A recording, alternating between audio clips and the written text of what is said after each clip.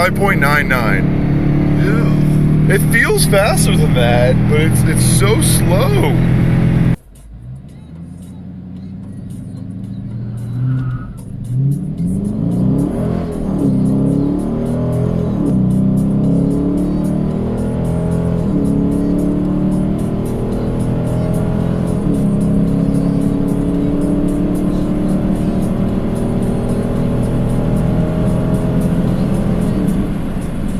First, it should be good. Yep. Nice.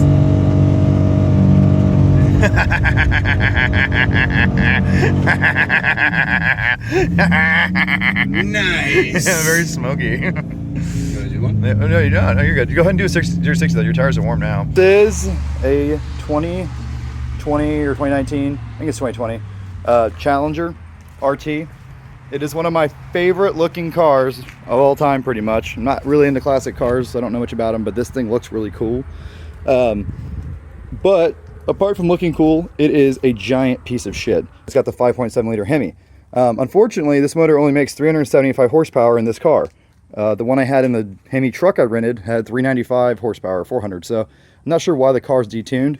When you look in here, you know, a lot of plastic, but there's plenty of room. Everything's laid out nicely. The engine fits down in there pretty good. This motor's been around for a little while. This car comes with like 5 different horsepower configurations, right? You get this, the Scat Pack, the Hellcat, Demon, whatever. But it's got a V8, it's rear wheel drive, and it's got a good transmission. So we would expect it to be kind of quick. The fastest we've been able to get this car from 0 to 60 is 5.5 seconds. I don't know if you're paying attention, but 5.5 seconds is slower than a 4-cylinder turbo Mustang. So this is about my best run in this car. I found the best way to launch it was to do manual mode, traction control on, launch at about 1500 RPMs, minimize wheel slip, and I was able to get it down to 5.3 seconds in a quarter mile. Still pretty damn slow for a V8 muscle car, but you know, still a lot of fun. It sounded good and stuff. Quarter mile is also pretty pathetic, but this is probably my best run. I had one run that was maybe 5.25, but I think it might have been a little bit downhill. So this is my best honest flat ground run. Y'all, this is one of those videos where I'm going to make it for myself before I forget things. This is a 2020 Dodge Challenger Hemi RT. I've driven them before, but it's been a little while and I wanted to document this. So I'm doing about 85 on the highway. This car has terrible wind noises for a new car. It's only done 14,000 miles. It's on its original tires. The problems with this car are the wind noises. So over in that corner, you have this really annoying rustling noise I can't figure out.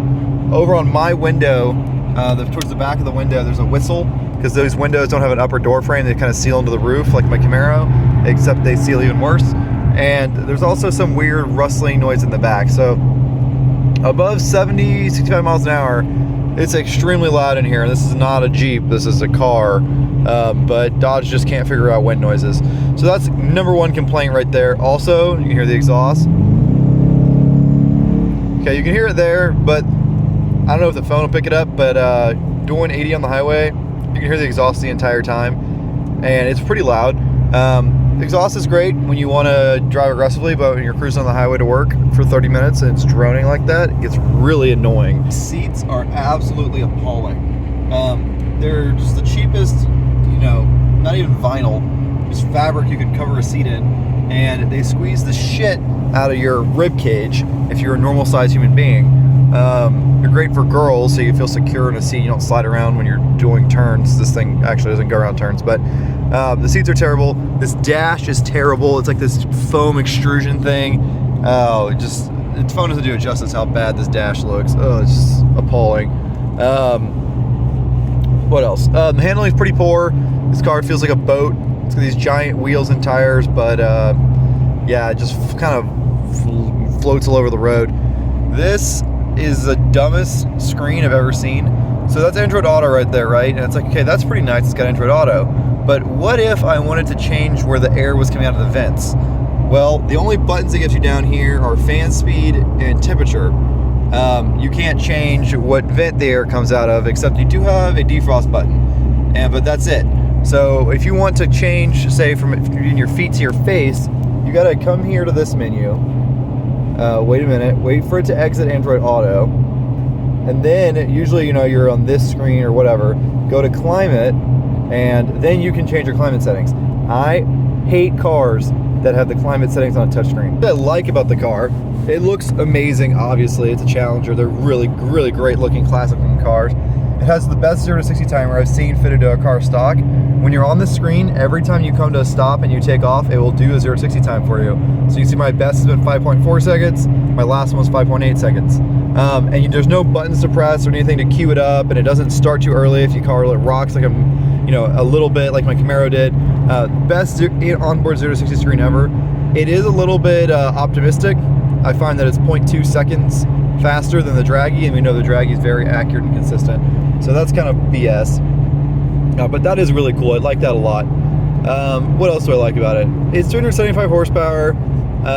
It could be 400 horsepower. It's the 5.7. The truck I rented, the Dodge Ram, had the same motor with more horsepower than a muscle car. So that doesn't make any sense. Chevy's the opposite, right? They detune their truck motors for a little more torque.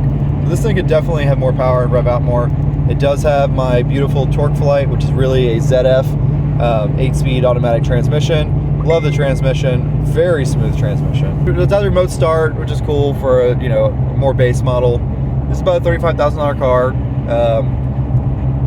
I would never buy one of these because the interiors are trash and they don't like how they handle and everything else. The Camaro and the Mustang are much sharper and much faster. While we're talking about 0 to 60 times, it's pretty pathetic that a V8 muscle car can't do under 5 seconds or anywhere near it. The best I've got on the Draggy is 5.6. That's pathetic.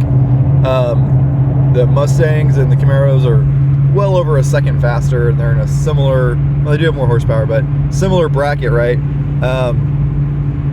It's over a second slower than the Porsche we had last week, and that had only 300 horsepower. So yeah, this motor doesn't even feel like it has 375 horsepower. It's pretty pathetic. Remember the other thing I like about this car. So despite the fact that I generally hate the seats, it does have a very adjustable kind of 2-stage 4-way lumbar support. And that part of the seat is great, and I wish I could get more cars that had a 4-way lumbar support.